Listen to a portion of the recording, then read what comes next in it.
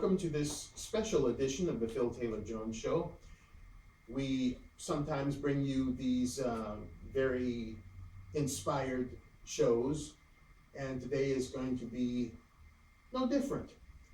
We're doing this show based upon another production from a friend of ours, a great friend of the Phil Taylor Jones Show, and you've heard me speak of this gentleman many times, Oscar Hildebrand. Well, he's a great guy doing productions in his own right. He has a YouTube channel, Oscar Hildebrand. I've invited you many times to go and check him out. He is quite the gentleman. I'm Phil Taylor Jones, your host, and let's get this party started right now. Before we go into what Oscar asked us to do, let's talk about the man. Oscar Hildebrand is a patriot. He has served his country in so many ways in our armed forces. He is a wonderful family man who just adores his family and will fight to defend them at any cost. He is a true lover of our country. He supports our armed forces. Well, why wouldn't he? He was part of the armed forces fighting to protect us. He is an avid lover and protector of children. Don't mess with the kids. At least you better not do it when Oscar's watching, because he will get very upset about that thing. He is a community service person. He's served his community on so many levels, youth programs with the children, to helping to feed the elderly and what have you. Oscar is one of those types of people that will always be there should you need him in any capacity that he may be able to serve in. Just a wonderful, wonderful guy. He is a person who is not going to bite his tongue when it comes to something he believes in. He'll give it to you both barrels. He shoots from the hip. He's not politically correct. And sometimes, you know, he'll burn your biscuits if pushed. But he can also be a prince of a guy. But don't ever take that for weakness, because Papa don't take no mess. I would again invite you to go and check out Oscar's profile. You'll be glad you did. Now, having said that, Oscar is always putting out productions. Last evening, he posted one to his YouTube account entitled Prelude to a Debate. In it, he was talking about how far the political parties have drifted from the people.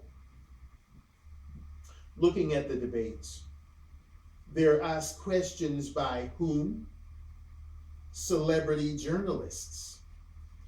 They're tailor-made, if you will, for these news whores to ask them. They're light.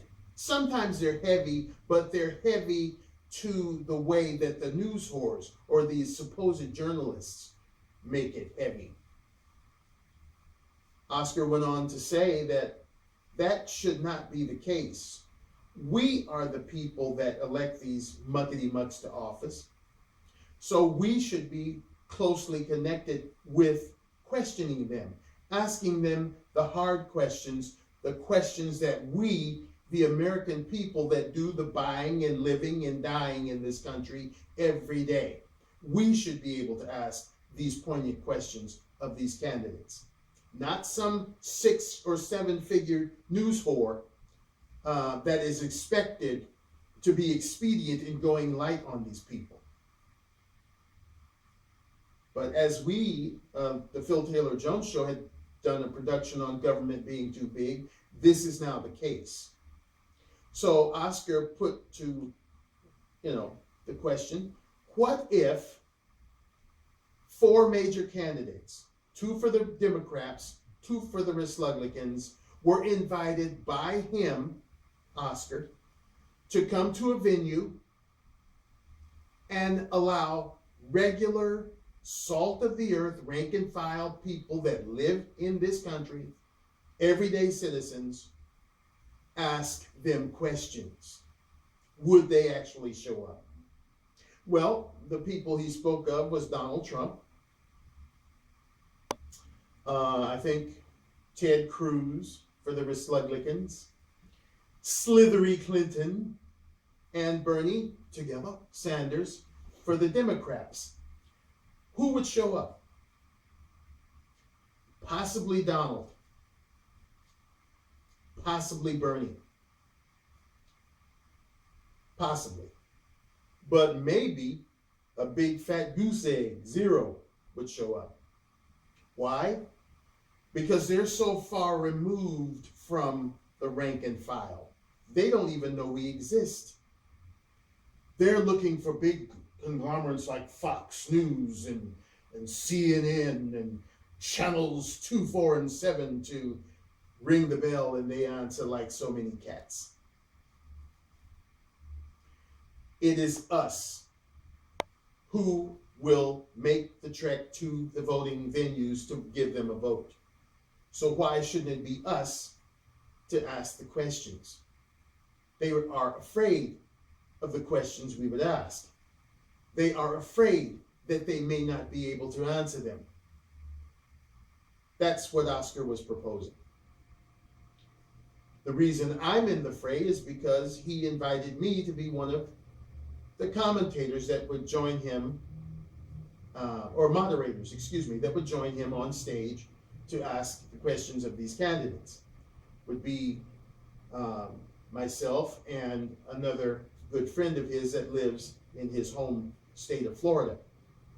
I would be honored to serve as moderator with Oscar because he's a straight up stand-up guy. He's a trustworthy guy.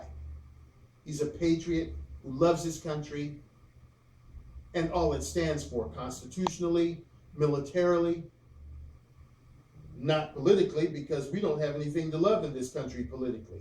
They're a bunch of dirtbags. They're a bunch of sleazoids who will do anything to further their own sadistic purpose. Look at the past soon-to-be 8 years of what we've had. In Oh Bastard, the guy doesn't care anything about America. He's proven it time and time again with all of the crooked and creepy and unethical things that he's done. The latest now is this TPP crapola.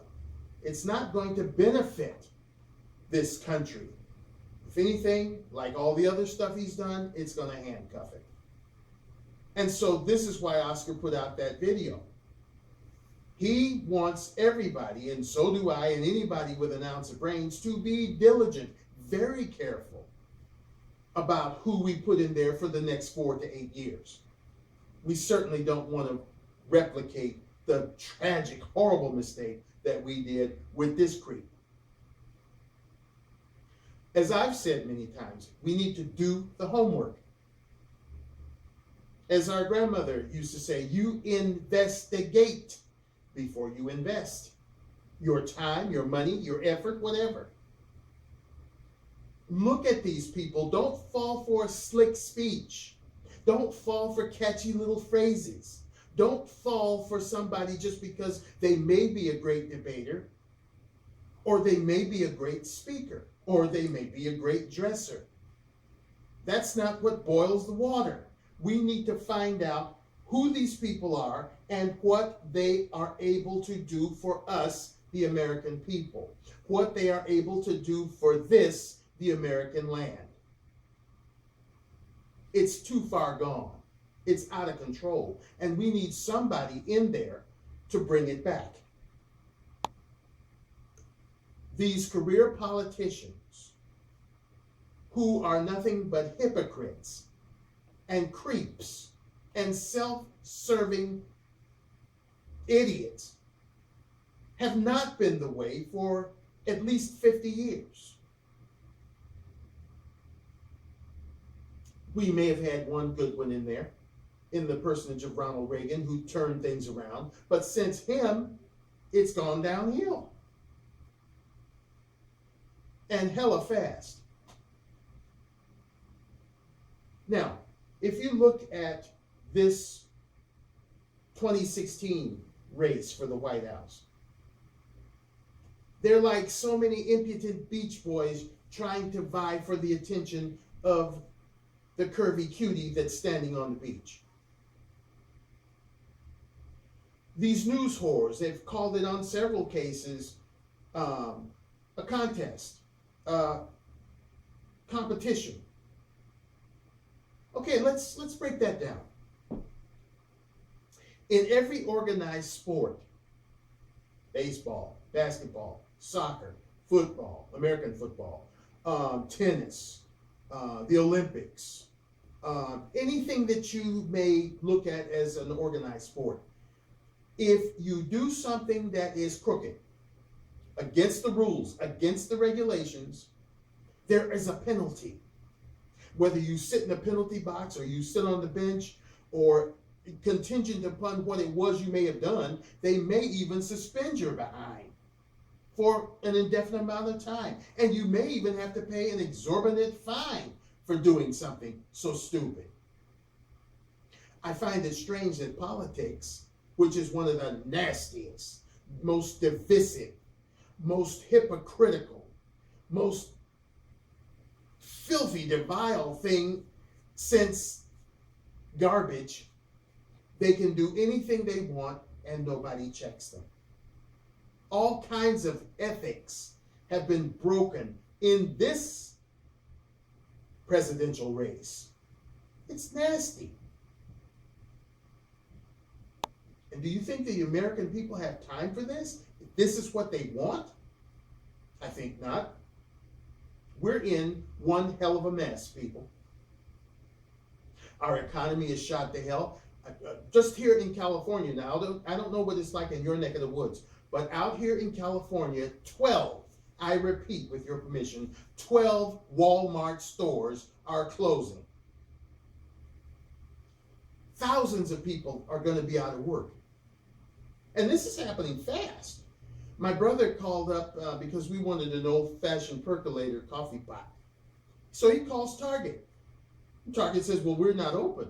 And he said, well, if you're not open, how am I talking to you? And they went on to say, well, the store is closing. We're just here packing up all the merchandise so it can be shipped out to another store. 12 stores in California are closing. The economy is so good, though, according to Mr. O'Bastard in his State of the Union address. We are scuffling every day. There is too much month left at the end of the money for a lot of families. O'Bastard and some of his predecessors are making sure that we got more than our share of foreigners to take care of. And trying to sell that as a good thing, that they're looking for the American dream, and we should be here to facilitate that. But we've got just as many or more homeless people, including our veterans, on the streets, hungry, cold, suffering, while they make way for some foreign person to come over here and live the American dream. That is ludicrous. Ludicrous. Now, am I for not allowing other people to live the American dream? You damn right. If it comes at the cost of having our home citizens out on the streets. If you want to make sure and ensure that the American dream is lived, then you make sure that the Americans are living it. And then possibly at the end of that, you may extend a hand. Things have got to change. We need somebody to get in these offices that are going to do our bidding as American citizens, not as 6- and 7-figure news whores, not, for the upper class, that 1%, which I kind of agree with Bernie Sanders on that score, that we need to shut down and deregulate and break down these banks and all of these people that have more than they could ever need. They could outspend themselves 12 lifetimes. We need to share that around a little bit to make sure that everybody, has a little something. We need to make sure that we cast the right vote for the right person. No more of this getting by on a free ride just because you might be a certain race or a certain ethnicity. Don't be fooled. That's what Oscar's saying. Don't be taken in by some quick con artist that's dressed up like a politician. Politics is a nasty business. Nasty.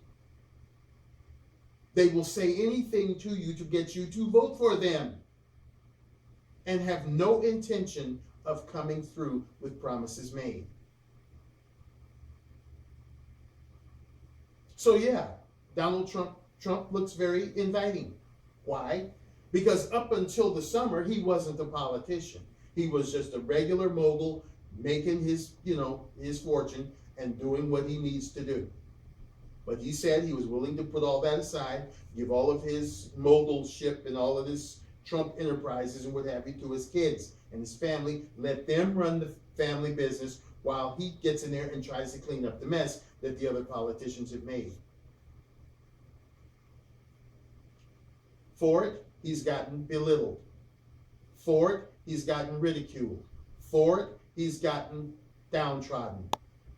Even with what happened in Iowa, to hear these news whores spin it makes you want to be nice, Phil. Makes you want to puke. Oh, well, people that support Trump are all from the land of no shoes and no teeth. Let them tell it. Even with the fact that it was the news media that said that Donald Trump could actually go in the middle of New York and shoot somebody and his followers would still follow him and be loyal to him. Let them tell it. Donald Trump said I could go and shoot somebody and my people are still loyal to me. The man has been maligned. He's been ridiculed. He's been, his character has been defamed since day one. He's done a lot of good to help people. Again, I bring up Oscar's name because he did another show talking about a good thing that Donald Trump did. A really kind, wonderful thing. I'm not going to give it away here because I want you to go to his profile and check it out for yourself.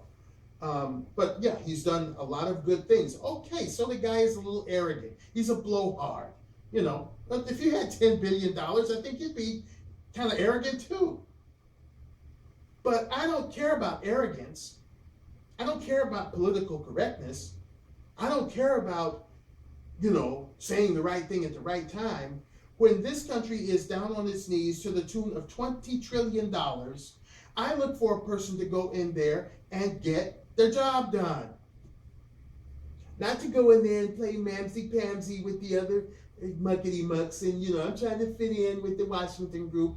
Kick the Washington group to the curb and take care of business. Since Trump is not a, quote, politician, he is a businessman, I would be looking forward to him going in there and leading the charge. So, come voting time, I will vote for Trump. I will. I'll throw my full support behind the guy. Why? Because nobody else on either side of the ticket has shown me too much. Who would I vote for? Jeb Tush? Certainly not. Who would I vote for? Either Rubio or Cruz? I wouldn't vote for either one of them for the office of dog catcher. And who else is left? Kasich?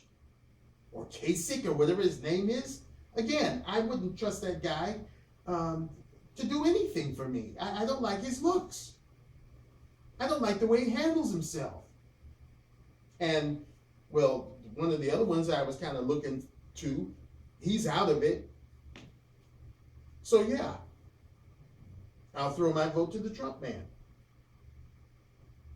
Ben Carson is a person of substance. And if, he could come up in the ranks, he would get my vote. And then he would be our first black president if he actually made it. Oh, Phil, no, Barack Obama is our... No, that guy. He is a mixed up mess. Father's African, mother's white. He's not a Christian. He was raised up in Malaysia or somewhere. Then he came to Hawaii, pot smoking, deadhead, meathead, that appears to be black. But with all the stuff he's done, he's pure card-carrying, muzzy supporter, and probably one himself. Benjamin Carson, that's an American name. Benjamin Carson was born in the United States. So he, in my opinion, would be our first black president. His father was black, an American black fella, and his mother was an American black woman. American black president, first one. On the Democrat side, you want Slithery Clinton? Let me tell you about Slithery. If that woman gets into the White House, that would be the biggest travesty one of the biggest travesties in the history of humankind. Right up there with Hitler and Mussolini and all of them nasty creeps. Why do you say that, Phil? Okay, I'll tell you why. The woman is a crook. A known crook. You can go to Benghazi, you can go to Whitewater, you can go, from the fact that most everybody that she's ever dealt with is dead by questionable means, or in prison, again, by questionable means, because you don't mess with the Clintons and come out smelling like a rose. She is a divisive, a dirtbag of a person. And anybody who would support her for the presidency of the United States is either brain dead or hella desperate, knowing that this person is wrong in everything she does. She is so wrong, she can't even walk right. She refuses to talk about the salary from her speeches. Refuses. There was another person that's of the news media. His name is Lee Fong. I forget which newspaper or news organization he works for, but he asked her point blank, Secretary Clinton, are you going to release your financial statements regarding your talk circuit, your speech circuit? She laughed in the man's face, turned away from him, and started speaking to another person. He said, Secretary Clinton, should I take that laughter as a yes or a no? She ignored him again. And then one of her bodyguards looked at the guy as if to say, get the F out of here. You're bothering the woman. When she's asked a pointed question, she laughs. This is who somebody would want as a president? Isn't this country screwed up enough? Then there's Bernie Sanders. Bernie talks a pretty good game. I know he talks the socialism thing, but he talks a good game. I'm right there behind old Together. I'm together with Together on this breaking down of the banks, Wall Street. And stop giving so many tax credits and what have you to these folks that are already rich and getting richer. I'm with him with that. He's right about that. Where my departure comes with him is when he starts talking about, and although he claims to be independent, he's still talking about, good things with what old bastard has done. That shoots him in the foot with me. Slithery Clinton wants to further Mr. O'Bastard's legacy. She should be saying, I want to further O'Bastard's tragedy, because that's what he has been to the United States, a tragedy. I will close out the show by saying this. Again, with Donald Trump, if you listen to these news whores, they kept speaking about whether or not he was doing good in Iowa. He went in as the front runner. He was so many points ahead. But, you know, maybe some of the people who promised to vote for him just didn't show up. And that's why Ted Cruz did such a good job. No, it wasn't. Donald Trump has good supporters that are educated. Yes, he may have some from the rank and file that, you know, maybe didn't go to college and maybe hold salt of the earth jobs. He has those, but he has intelligent, highly intelligent, educated people as well that are educated a little more than maybe the rank and file. But you can never count out the foreign factor. Ted Cruz and Marco Rubio are foreigners.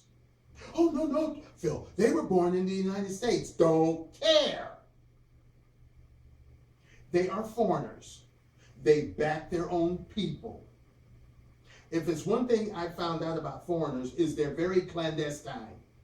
They like to stick together. And Cruz went out there on the campaign trail just as Rubio does and downtrods Trump. Oh yeah, remember he said that all Mexicans were killers and rapists and child molesters. And yeah, remember he's the one who said he didn't want the Muslims in here. And so, you know, their own kind flocked to him. Yeah, I'm sure that Trump's folks were out there in record numbers beating on the tom-toms for their candidate. But you can never, there's two factors you can never count out. That's the crooked factor and the foreign factor. Those foreigners are going to make it no matter what. That's why I don't worry about them. I really don't. They're going to get theirs. They're going to get theirs, yours, mine, his, hers, theirs. They're going to get it. And that's what's happening. They're very clandestine and they love to stick together. So the news media needs to start telling it like it is, but they'll never do that. I'm living in a bit of a dream world. So again, with Oscar, check out his profile on YouTube. The man speaks truth. He's unplugged. He's unrehearsed. And he is going to tell it like it is. Like I said, if you don't like the strong language, then put some cotton in your ears because Papa don't take no mess. And again, thank you, Oscar, for the vote of confidence. Wanting to have me there as one of your moderators. I feel honored in doing so. And I feel honored that you ask us to chime in.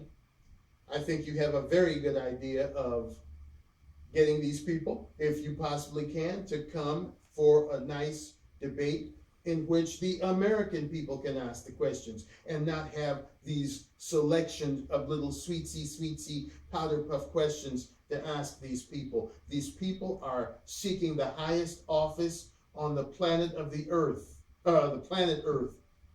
And they need to be grilled like a sausage so that we can ensure that we don't endure another 8 years of somebody like old bastard. And having said that, I'll close out the show. Take care, stay safe, and hopefully we'll see you right back here on the Phil Taylor Jones Show. Bye-bye now.